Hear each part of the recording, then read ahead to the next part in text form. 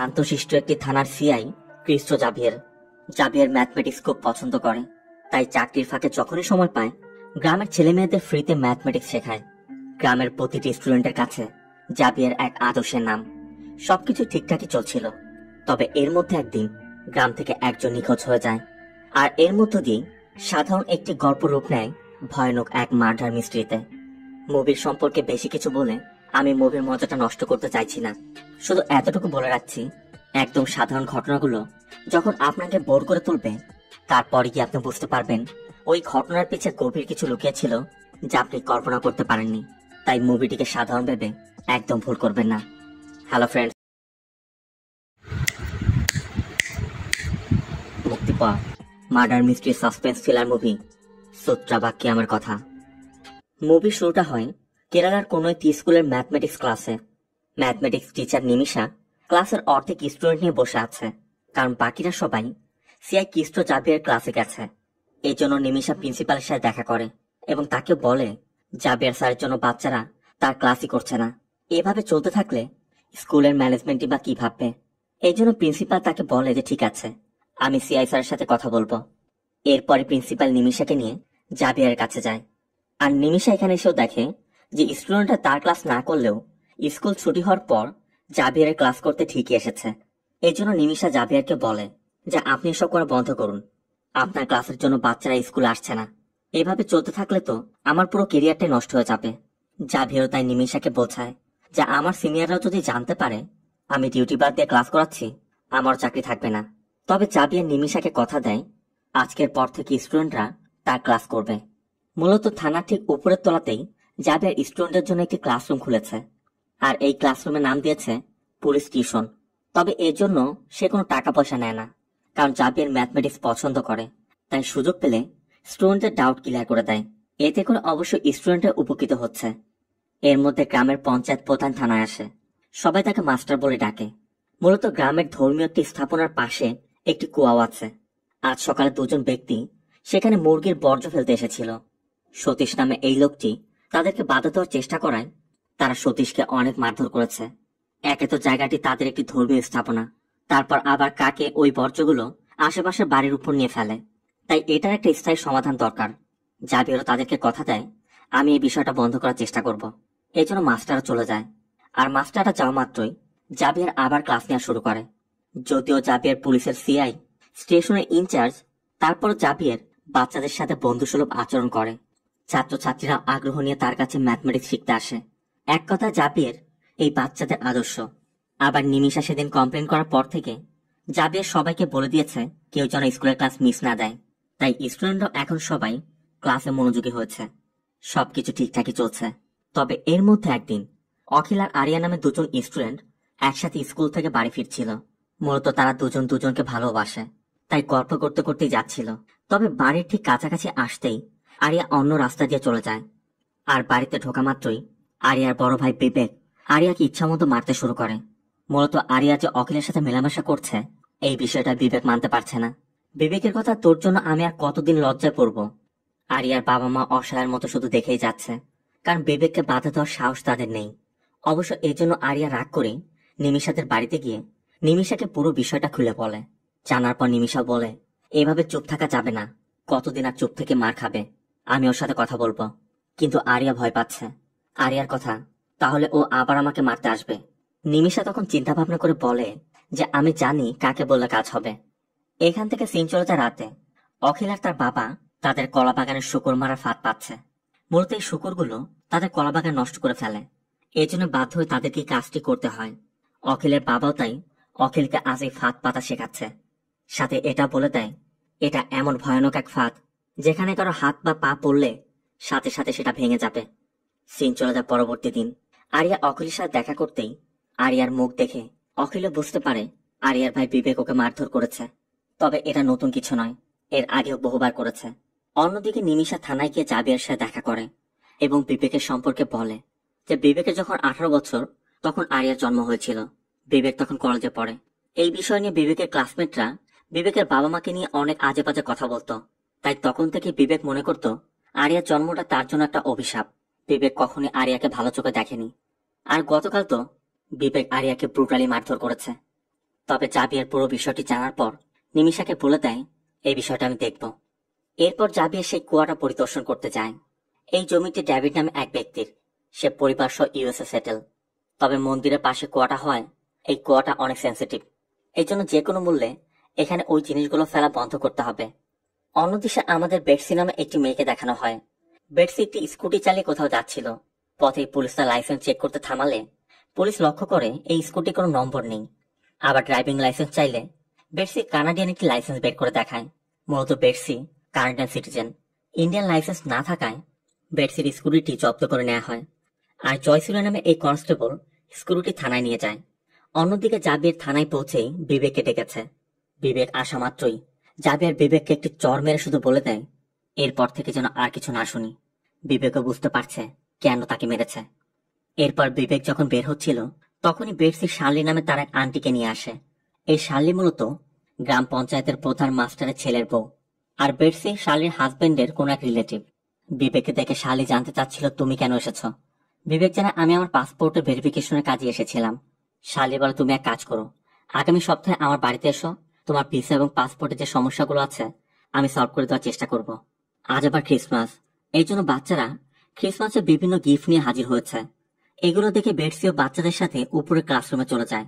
বিবেকও উপরে তাকাতেই দেখে আরিয়া অখিলের সাথে বসে কথা বলছে, একে অন্যের সাথে সেলফি তুলছে।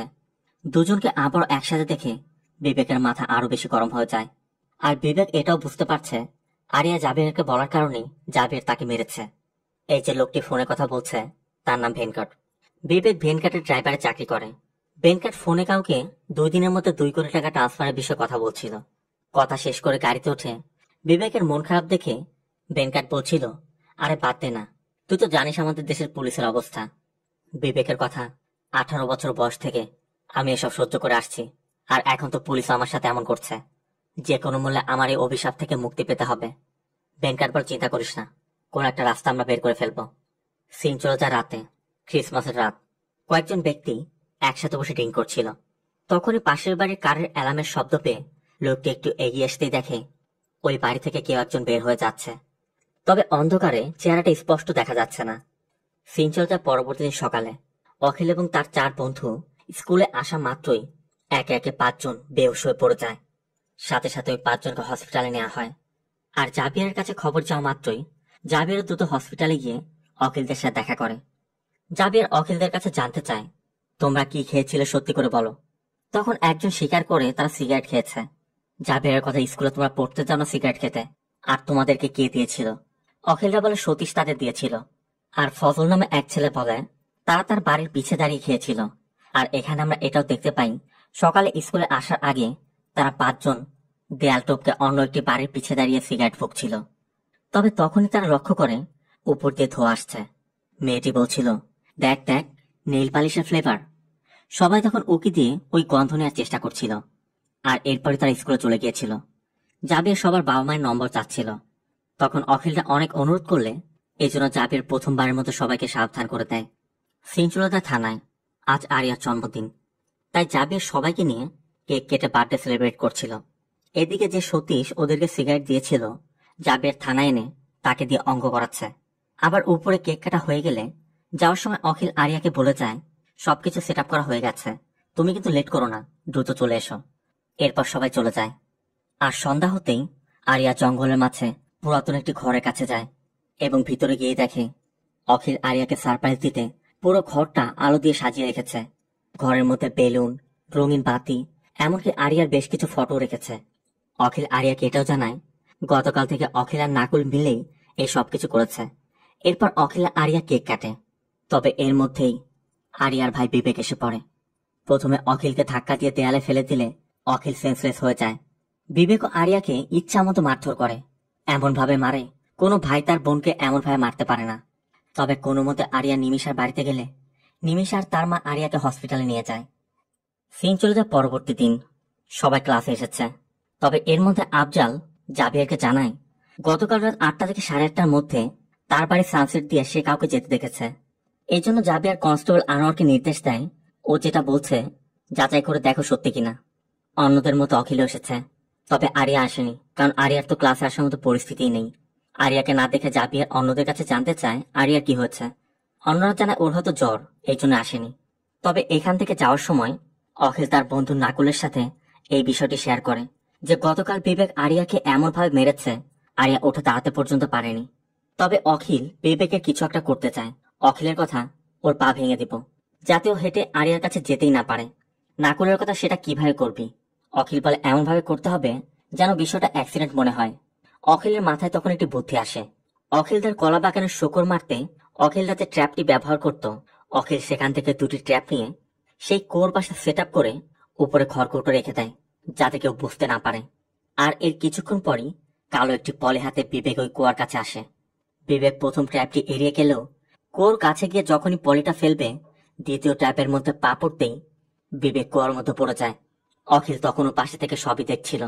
তবে অখিল এমনটা চিন্তা করেনি যে বিবেক পড়ে যাবে। অখিলের ধারণা ছিল শুধুমাত্র হয়তো বিবেকের পাটি কেটে যেতে পারে। তবে আচমকা এমন একটি ঘটনা ঘটে যায়, এই আতঙ্কে অখিল পরদিন ক্লাসেও যায়নি। আনোয়ার অন্যদের সাথে কথা বলে জানতে পারে যে অখিলের হয়তো জ্বর এসেছে। এই জন্য জাভিয়া নিজে অখিলকে দেখতে যায়। আর অখিলের মায়ের সাথে কথা বলে জানতে পারে অখিল একটু অসুস্থ। তাই জাভিয়ার দূর থেকে অখিলকে দেখেই চলে যায়। অবশ্য এর মধ্যে নিমিষা জাভিয়ারকে কল করে জানায় বিবেক আরিয়াকে অনেক মেরেছে, এত জঘন্যভাবে মেরেছে যে আরিয়ার চেহারা পর্যন্ত বোঝা যাচ্ছে না। আর এই কথা শোনা মাত্রই জাভিয়ার রাগে ফুঁসতে ফুঁসতে আরিয়াদের বাড়িতে চলে যায়। তবে আরিয়ার বাবা জানায় বিবেক তো বাড়িতে নেই, গত কয়েকদিন যাওয়ার বাড়িতে আসছে না, ফোনটা পর্যন্ত বাড়িতে রেখে গেছে। জাভিয়ার জানতে চায় তাহলে থানায় এসে কমপ্লেন কেন করেননি? আরিয়ার বাবা বলে, স্যার এটা ওর জন্য নতুন কিছু না, আগেও কয়েকবার এমন চলে গেছে, আবার ফিরেও এসেছে। বিবেক বলে, ঠিক আছে, ওর ফোনটা আমাকে দিন, আর আরিয়াকে দিয়ে রিটার্ন কমপ্লেন করাতে হবে। কিন্তু আরিয়ার বাবা বলে, স্যার দয়া করে এমনটি করবেন না, সামনের মাসে বিবেক দুবাই যাবে। এর মধ্যে আরিয়া নিজে বিবেকের ফোনটি নিয়ে আসে। আর আরিয়ার অবস্থা দেখে সবাই তো তাজ্জব বলে যায়, মেয়েটার কি হাল করেছে। জাভিয়ার আগে ফুঁসতে ফুঁসতে আরিয়ার বাবাকে শুধু বলে যায় ও আসা মাত্রই থানায় গিয়ে যেন দেখা করে। এদিকে অখিলের চোখের সামনে যে ঘটনাটি ঘটেছে, অখিল রাতের বেলা শুধু সেই কথাই কল্পনা করছে। অখিল কিছুতেই মুহূর্ত ভুলতে পারছে না। আবার আরিয়া বারবার অখিলকে কল করছে, কিন্তু অখিল কথা না বলে কল কেটে দিচ্ছে। অখিল কি বলবে অখিল তো কিছু বুঝতে পারছে না। তবে অখিল আবার ওই কুয়োর কাছে গিয়ে অন্য যে ট্র্যাপটি ছিল সেই ট্র্যাপটি নিয়ে আবার জায়গা মতো রেখে দেয়। আবার ওই রাতেই 2 লরি ভর্তি ময়লা এনে ওই কুয়োতে ফেলার সময় এলাকাবাসী তাদের হাতে হাতে ধরে পুলিশকে খবর দেয়। পুলিশও এসে দেখে 2 লরি ভর্তি কংক্রিটের ময়লা। সিন চলে যায় পরবর্তী দিন। বিবেকের কল রেকর্ড বের করে দেখা যায় বিবেক রিসেন্টলি ভেনকাট নামে একজনকে বহুবার কল করেছে।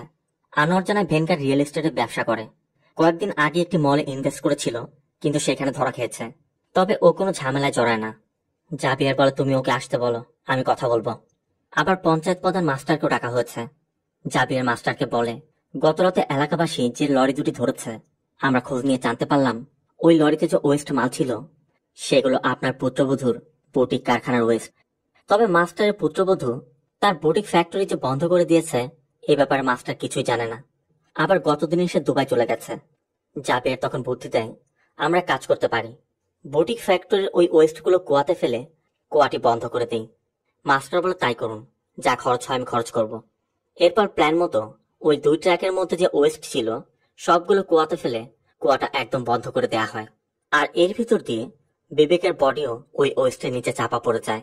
অখিল কুয়াটি বন্ধ করতে দেখে এখন ওটি নিশ্চিন্ত হয়েছে, কারণ এখন আর বিবেকের সম্পর্কে কেউ কিছু জানতে পারবে না।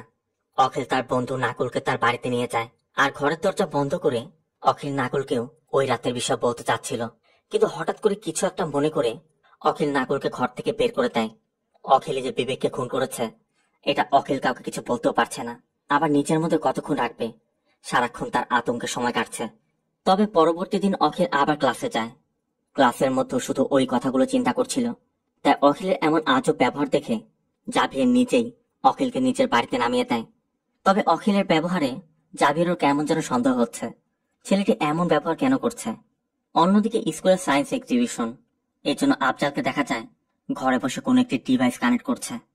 আর পরবর্তী দিনে সবাই যা যা বানিয়েছে স্কুলে সব প্রদর্শনী করে। প্রোগ্রামের চিফ গেস্ট হিসেবে জাভিয়ার এসেছে। জাভিয়ার একে একে সবার আইডিয়াগুলো দেখছিল। তবে আফজাল যেটা বানিয়েছে সেটা দেখে জাভিয়ারের চোখ আটকে যায়। জাভিয়ার ভালো করে লক্ষ্য করে এবং আফজালকে বলে, বিকেলে যখন ক্লাসে আসবে তোমার এই মডেলটি সাথে নিয়ে আসবে।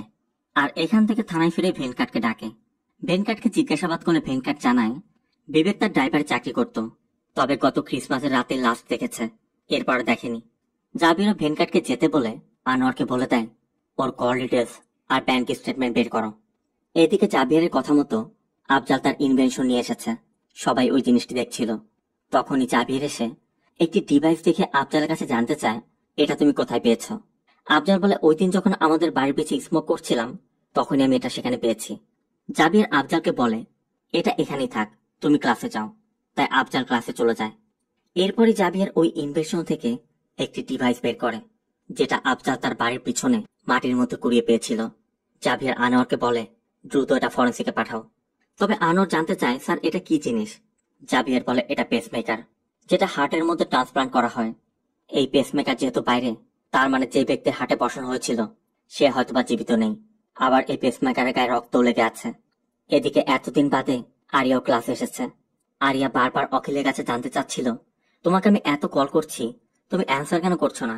তবে অখিল কোনো জবাবই দিচ্ছে না। অখিল একদমই অন্যমনস্ক হয়ে বসে আছে। এমনকি ক্লাস শেষ হওয়ার পরও অখিল আরিয়ার কোনো কথার জবাব না দিয়ে দ্রুত সেখান থেকে চলে যায়। আরিয়া নাকুলের কাছে জানতে চায় ওর কি হয়েছে।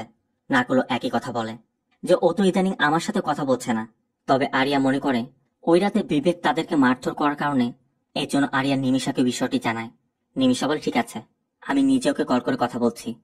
আবার ওই রাতে গ্রামের মন্দিরে থিয়াম পারফর্ম করা হচ্ছিল। সবাই সেখানে আছে। এর মধ্যে কোনো এক ব্যক্তি একটি মানিব্যাগ কুড়িয়ে পায়। পাওয়া মাত্রায় লোকটি ওই মানিব্যাগটি জাবিরের কাছে দেয়।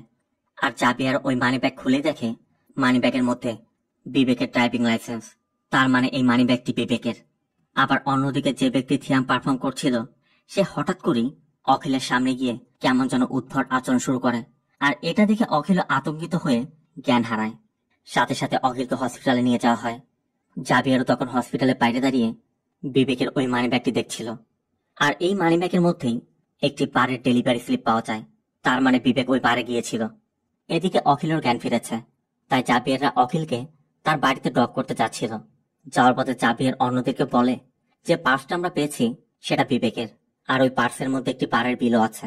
আনোয়ার বলে যতদূর আমি জানি বিবেক তো ড্রিঙ্ক করে না, কিন্তু জাবিরের কথা সেখানে গেলে আমরা সব জানতে পারবো। আবার জাবিরদের মুখে বিবেকের কথা শুনে অখিল প্রচন্ড ভয় পাচ্ছে। সিন চলে যায় পরবর্তী দিন। জাবিরা সেই বারে গিয়ে বারে সিসিটিভি ফুটেজ চেক করতেই দেখে বিবেক একটানা 7 দিনই বারে এসেছে। তবে শুধুমাত্র একদিন একটি বোতল কিনেছিল। বাকি দিনগুলো বিবেককে ভিতরে কেউ দেখেনি। আবার বিবেক যখন আসতো তখন খালি হাত আসতো। এমনকি বের হওয়ার সময় কালো রঙের একটি পলি নিয়ে বের হতো। তবে বিবেক আসলে কোথায় যেত সেটা জানার জন্য জাবির ওই বারের পিছন দিকটা চেক করছিল। তখনই জাবিরকে দেখে আফজাল জানতে চায় স্যার আপনি এখানে কি করছেন। তার মানে বারের পিছে আফজালদের বাড়ি। জাবিররা আফজালের রুমেও যায়। জাবির এখন স্পষ্ট বুঝতে পারছে আফজাল তাকে বলেছিল ক্রিসমাসের রাতে কেউ একজন তার ব্যালকনিতে হেঁটে গিয়েছিল। তবে কে গিয়েছে আফজাল দেখেনি। তার মানে হয়তোবা বিবেক বার দিয়ে ঢুকে দেয়াল টপকে এই সানসেট দিয়ে হেঁটেই কোথাও গিয়েছে। আশেপাশে চেক করে আনোয়ারও জানায় মাস্টারের পুত্রবধূ শার্লির যে বুটিক ফ্যাক্টরি ছিল সেটা এখানেই ছিল। পরবর্তীতে এখান থেকে ভেঙেই ওই কুয়াতে ফেলার চেষ্টা করা হয়েছিল। আবার পেসমেকারটাও এখানেই পেয়েছিল। ঠিক তখনই ফরেন্সিক ল্যাব থেকে কল করে জানায় যে পেসমেকারটি পাওয়া গিয়েছে সেটা 20 থেকে 25 বছরের কোনো মেয়ের বডিতে লাগানো ছিল। পেসমেকারের গায়ে লেগে থাকা রক্ত বলছে 2 সপ্তাহ আগের রক্ত। এমনকি ওই পেসমেকারে অ্যাসিটোন নামে একটি কেমিক্যালও পাওয়া গেছে। পেসমেকারের আইডি দিয়ে পেশেন্টের ডিটেলসও বের করা হয়। আর এরপর জাবিরা যখন সেই অ্যাড্রেসে যায় বাইরে পার্ক করে স্কুটি থেকে জয়সুরিয়া স্কুটিটি চিনতে পারে। জয়সুরিয়া বলে এটা তো সেই মেয়েটার স্কুটি যেটা সেদিন জব্দ করে আমরা থানায় নিয়েছিলাম। মূলত স্কুটিটি শার্লির স্কুটি। আর এই বাড়িটি বেটসিদের। তবে বেটসিরা পুরো পরিবার কানাডাতে সেটেল, এখানে কেউই থাকে না। তবে বাড়ির মধ্যে পার্ক করা কারের মধ্যে একটি ড্যাশ ক্যাম পাওয়া যায়। অন্যদিকে পাশের বাড়ির সেই লোকটা জাবিয়াকে জানায় ক্রিসমাসের রাতে আমি এই বাড়ির মধ্যে কারের অ্যালার্ম শুনেছিলাম। আমি লক্ষ্য করে দেখলাম কেউ একজন বাড়ির পিছিয়ে দিয়ে পালিয়ে যাচ্ছে। মানে ক্রিসমাসের রাতে আমরা যে দৃশ্য দেখেছিলাম। এরপর জাবিরা থানায় গিয়ে ওই কারের যে ড্যাশ ক্যামটি পেয়েছিল সেটার ফুটেজ পর্যবেক্ষণ করেই দেখে বেটসি এই স্কুটি নিয়ে বের হয়েছিল। তবে পরবর্তীতে বেটসি আর আসেনি। বিবেকই এই স্কুটিটি এখানে পার করে গিয়েছিল। এ পর্যন্ত যা কিছু পাওয়া গেছে সবকিছু পর্যবেক্ষণ করে এটাই বোঝা যাচ্ছে বেটসি যেদিন স্কুটি নিয়ে বাড়ি থেকে বের হয়েছিল ওই দিন রাতেই বিবেক বেটসির স্কুটিটি তার বাড়ির সামনে রেখে এসেছিল। এমনকি ওই দিনের পর থেকে একটানা 7 দিন বিবেক ওই বারে গিয়েছিল। আবার বিবেক 7 দিন যাবৎ মিসিং। এখন প্রশ্ন হচ্ছে, বিবেক আর বেটসির মধ্যে রিলেশনটা আসলে কি? আবার পেসমেকার কোম্পানিতে যে ডিটেলস দেওয়া হয়েছিল সেখান থেকে ব্যাংক ডিটেলস এবং ফোন নম্বর পাওয়া গিয়েছে। ব্যাংকের ট্রানজাকশন এবং ফোন কল রেকর্ড বলছে বেটসি এবং বিবেকের মধ্যে কোনো ফোন কল বা ব্যাংকের ট্রানজাকশন হয়নি। বেটসির অ্যাকাউন্ট থেকে 2টি ট্রানজাকশন হয়েছে, একটি পেসমেকার, সার্জারি এবং হসপিটালের বিল সহ মোট 9,87,520 টাকার ট্রানজাকশন। কিন্তু দ্বিতীয় ট্রানজাকশন হয়েছে 3 কোটি টাকা, আর তাও শালির অ্যাকাউন্টে। আবার বেটসির কল রেকর্ড বলছে বেটসি যখন ইন্ডিয়ায় ছিল সব থেকে বেশি শালির সাথে যোগাযোগ করেছে। আবার বেটসিকে শেষ দেখা গেছে তার বাড়ি থেকে স্কুটার নিয়ে বের হতে। জাভিয়ারের ধারণা বেটসির পেসমেকার যেহেতু শালের ভেঙে ফেলা ওই বুটিক ফ্যাক্টরিতে পাওয়া গিয়েছিল, তার মানে বেটসি হয়তো বা 7 দিন আগেই সেখানে মারা গিয়েছিল। আর এরপর একটা 7 দিন বিবেক ওই বারের পিছন দিয়ে সেখানে গিয়েছে যাতে কোনো সিসিটিভি ক্যামেরায় কোনো কিছু দেখা না যায়। আবার আজমল যেমনটা বলেছিল তার সানসেটের উপর দিয়ে কেউ হেঁটে গিয়েছে, তার মানে বিবেক বারে ঢুকে বারের পিছনের গেট দিয়ে দেয়াল টপকে আজমলের সানসেট পেয়ে শালের ভেঙে ফেলায় বুটিক ফ্যাক্টরির মধ্যে গিয়েছিল। আবার বেটসির অ্যাকাউন্ট থেকে শালের অ্যাকাউন্টে 3 কোটি টাকা ট্রান্সফার করা হয়েছে। এখানে সন্দেহটা জাগছে বেটসি কেন শালিকে 3 কোটি টাকা দিবে। এটাই এখন বের করতে পারলে পুরো কেস সলভ হয়ে যাবে। এই জন্য জাবিয়েরা সব জায়গায় খোঁজ নিতে শুরু করে। অন্যদিকে অখিলও আতঙ্কে আছে। অখিল কারোর সাথে দেখা করছে না, কথাও বলছে না। আরিয়া অখিলের সাথে দেখা করতে আসলে অখিল আরিয়াকে এড়িয়ে যাচ্ছে। আবার বিবেককে না পেয়ে বিবেকের বাবা মাও চিন্তা করছে তাদের ছেলে আসলে কি হয়েছে। তবে এর মধ্যে জাবিয়ারদের কাছে একটি তথ্য আসে, আর সেই তথ্যের ভিত্তিতে জাবিয়াররা ভেনকাটকে ধরে আনে। কারণ এটা জানতে পেরেছে বেটসির অ্যাকাউন্ট থেকে শালের অ্যাকাউন্টে 3 কোটি টাকা ট্রান্সফার করার পর শালের অ্যাকাউন্ট থেকে ওই টাকাটা ভেনকাটের অ্যাকাউন্টে ট্রান্সফার করা হয়েছিল। কিন্তু ভেনকাট বলছে সে বেটসি নামে কাউকে চেনেই না। কিন্তু জাবিরের কথা যাকে তুমি চেনোই না সে তোমাকে 3 কোটি টাকা কেন দিতে যাবে, তাও আবার শালের মধ্যস্থতায়?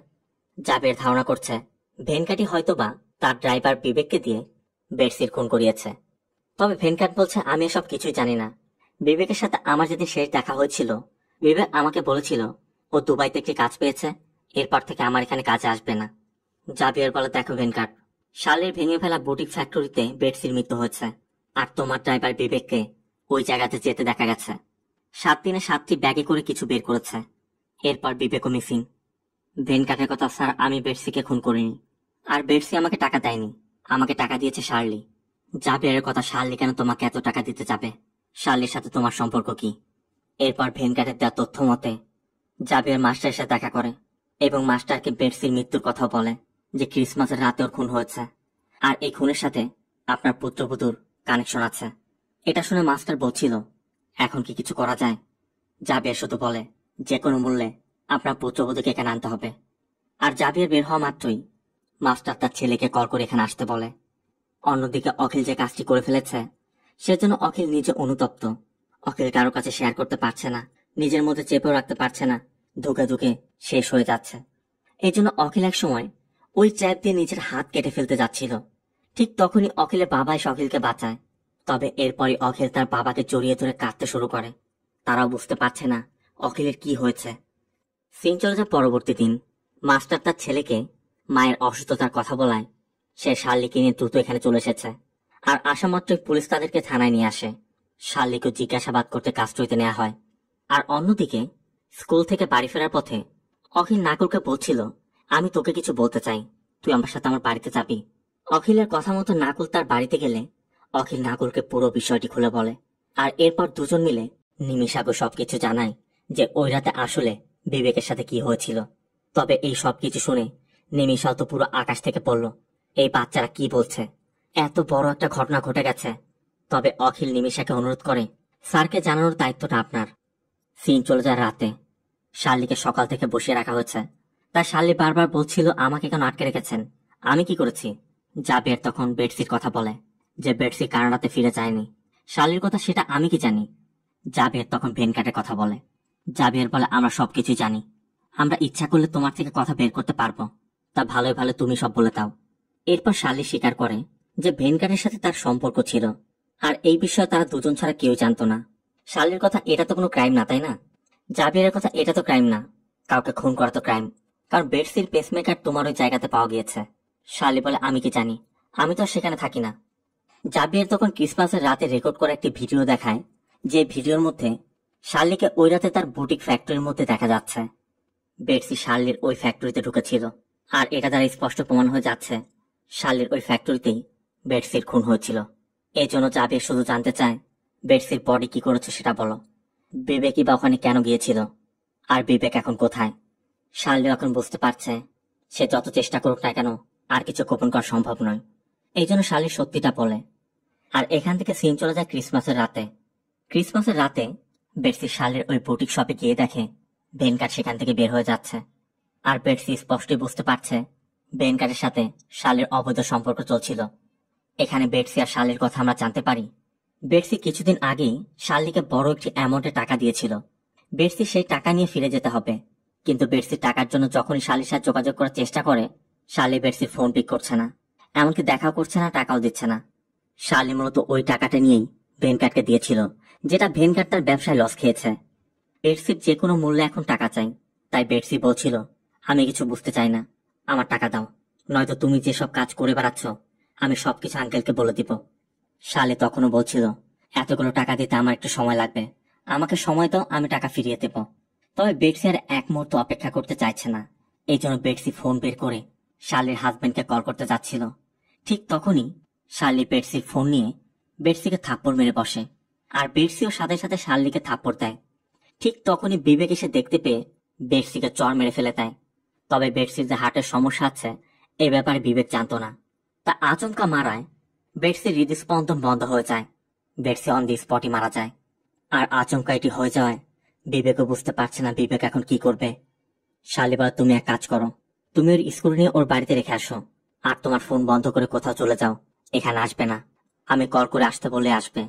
তবে বিবেক বের হওয়া মাত্র ওই বাচ্চাগুলো এসেছিল, আর ওই সময় তাদের ভিডিওতে শার্লিকে দেখা গিয়েছিল।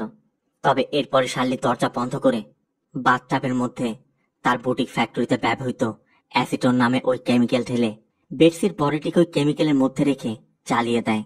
সবকিছু শোনার পর জাবিয়ার জানতে চায়, যদি সবকিছু পূর্ব পরিকল্পিত না হয় তাহলে ওই সময় মতো বিবেক সেখানে কিভাবে এলো। শার্লি বলে, বিবেক দুবাই যাওয়ার জন্য ডকুমেন্টস নিয়ে আমার কাছে এসেছিল।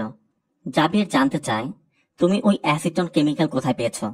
শার্লি বলে, বুটিক ফ্যাক্টরিতে নেইল পলিশ বানানোর জন্যই ওই অ্যাসিটন তারা ব্যবহার করত।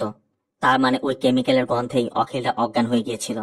ওই ঘটনার 4 দিন পর শার্লি বিবেককে তার ওখানে ডাকে এবং বিবেককে বলে, যেভাবেই হোক এই 7টি ব্যাগ তুমি ডিসপোজ করবে। মেইন রোড দিয়ে যাওয়া যাবে না, সিসিটিভি ক্যামেরা আছে, তাই পিছনের বাড়ির রাস্তা ব্যবহার করতে হবে। তবে বিবেক জানতে চাই ব্যাগের মধ্যে কি আছে। শার্লি বলে, দেখো, তোমার জন্য আমি এতটুকুই করতে পেরেছি, আর তুমি এই ব্যাগগুলো কোথায় ডিসপোজ করবে ভুলেও আমাকে বলবে না। আর এরপরই মূলত বিবেক বাড়ির ভিতর দিয়ে দেয়াল টপকে আজমলতে সানসেট পেয়ে 7 দিনে 7টি ব্যাগ নিয়ে ওই কুয়াতে ফেলেছে। তবে বিবেক ওই পলিগুলো কোথায় ফেলেছে শার্লি কিছুই জানে না। সবকিছু শোনার পর জাবিয়ার শুধু জানতে চায়, এখন শুধু তুমি আমাকে বলো বিবেক কোথায়। কারণ জাবিয়ারদের ধারণা সব তথ্য প্রমাণ মেটাতেই হয়তোবা শার্লি বিবেককে খুন করতে পারে। জাবিয়ার এখন এটাই চিন্তা করছে, বিবেক ওই বডিগুলো কোথায় ডিসপোজ করলো। জাবিয়ারের কথা, বিবেককে লাস্ট ওই বার থেকে বের হতে দেখা গেছে, আর শেষ দিন বিবেক সেখান থেকে একটি বোতল কিনেছিল যার রসিদ ওর মানিব্যাগে পাওয়া গেছে, আর ওর মানিব্যাগ পাওয়া গেছে মন্দিরের পাশে। আর এর দ্বারা জাবিয়াররা স্পষ্ট বুঝতে পারছে বিবেক হয়তোবা ওই কুয়ার কাছে গিয়েছিল। তার মানে বেটসির বডি কুয়ার মধ্যে ডিসপোজ করেছে। এরপর কুয়াটি আবার খোদাই করা হয়, আর একে একে 7টি পলি বের হয়ে আসে, যেগুলোর মধ্যে বেটসির দেহাবশেষ রাখা হয়েছিল। এমনকি সাথে বিবেকের দেহাবশেষও পাওয়া যায়। অন্যদিকে অখিল তার বাবা মাকে সবকিছু জানিয়েছে। আবার সকাল হতেই জাবিয়ার নিমিষের সাথে দেখা করলে নিমিষও জাবিয়ারকে সবকিছু খুলে বলে। এতক্ষণে সবাই সত্যিটা জেনে গেছে। জাবিয়ারকে দেখা মাত্রই অখিল জাবিয়ারকে জড়িয়ে ধরে কাঁদতে শুরু করে। জাবিয়ার অখিল এবং অখিলের বাবাকে বুঝিয়ে অখিলকে তার সাথে নিয়ে যায়। অখিলকে নিয়ে যেতে দেখে আরিও জিপের পিছু করছিল, তবে শেষবারের মতো দেখাটাও করতে পারেনি। অখিলকে থানায় নেওয়া হলে ডিস্ট্রিক্ট জজ এসে অখিলের স্টেটমেন্ট নেয়, আর এরপরই জুবেনাইল হোম থেকে অখিলকে নিয়ে যায়, কারণ অখিল এখনো প্রাপ্তবয়স্ক হয়নি। সিন চলে যায় এর কয়েকদিন পর। ক্লাসরুমটা ঠিকই আছে, তবে ক্লাসরুমের পরিবেশ আগের মতো নেই, কারণ অখিলের জায়গাটা এখনো ফাঁকা। আরিয়ার চোখ দুটাও শুধু ওই ফাঁকা সিটের দিকে যেখানে অখিল বসত। আবার জাবিয়ারও তার টিউশন ক্লাস চালিয়ে যাচ্ছে, তবে অখিলের শূন্যতা সেও অনুভব করতে পারছে। অন্যদিকে অখিলকে দেখা যায় বিষণ্ণ সময় পার করছে। ঠিক তখনই কেউ এসে জানায়, তোমার সাথে কেউ দেখা করতে এসেছে। সাথে সাথে অখিল নিচে ছুটে যায়। আর এরপরে দেখা যায় জাবির অখিলকে ম্যাথমেটিক্স শেখাতে এসেছে। মানে জাবিরের ছুটির দিনে জাবির এখানে এসে অখিলকে ম্যাথ শেখাচ্ছে। আরিয়াও অখিলের জন্য একটি চিঠি পাঠিয়েছে, যেটা দেখে অখিলও খুব খুশি। আর এর মধ্য দিয়ে মুভি শেষটা হয়। সব পুলিশিতে ঘুষ খায় না, সব পুলিশিতে খারাপ কাজ করে না, জাবির তার জ্বলন্ত প্রমাণ। আর জাভিরের মতো একজন পুলিশ অফিসার যে গ্রামে থাকবে, ওই গ্রামের ভবিষ্যৎ এমনিতে ভালো হবে। তবে দুর্ভাগ্যবশত জাভিরের মতো অফিসার বাস্তবে কমই থাকে। তো মুভিতে জাভিরের ভূমিকা আপনার কেমন লেগেছে অবশ্যই কমেন্টে জানাবেন। ভিডিওটি ভালো লাগলে ভিডিওতে লাইক দিয়ে চ্যানেলটিকে সাবস্ক্রাইব করতে একদম ভুল করবেন না। আপনাদের অবগতির জন্য আরেকটি বিষয় বলতে চাই। আপনাদের জন্য আমি একটি সেকেন্ড চ্যানেল খুলেছিলাম, যার নাম ছিল প্লাবন ইউনিভার্স। তো কয়েকদিন আগে আপনারা অনেকেই আমাকে সাজেস্ট করেছিলেন বা ইংলিশ, কোরিয়ান বা ইন্দোনেশিয়ান যে মুভিগুলো আছে সেগুলো এই চ্যানেলে না দিয়ে আমি যেন অন্য কোনো চ্যানেল ক্রিয়েট করে সেখানে দিই, যেন মিক্স আপ না করি। তো সেখানে আপনারা কিন্তু অনেকেই বলেছেন আপনারা ওই মুভিগুলো দেখতে চান, আর আপনারা পছন্দ করেন আমি সেটা করব না, এমনটা তো হতে পারে না। আমি অবশ্যই আপনাদের জন্য সেই মুভিগুলো এক্সপ্লেন করব, তবে এখানে না, আমার সেকেন্ড চ্যানেলে। আর এই জন্য আমি ওই চ্যানেলের নামটা পরিবর্তন করছি। তো এই বিষয়ে আপনার কনফিউজড হবেন না। আমি ডেসক্রিপশন এবং ফার্স্ট কমেন্টে ওই চ্যানেলের লিংক দিয়ে রাখবো। আপনারা ওই চ্যানেলটিকে সাবস্ক্রাইব করবেন, কারণ আপনাদের পছন্দের মুভিগুলো কিন্তু ওই চ্যানেলেও নিয়মিত আসবে। সিরিজের এক্সপ্লেনেশন ভিডিওতে। ততক্ষণ সব ভালো থাকবেন, সুস্থ থাকবেন। আল্লাহ হাফেজ।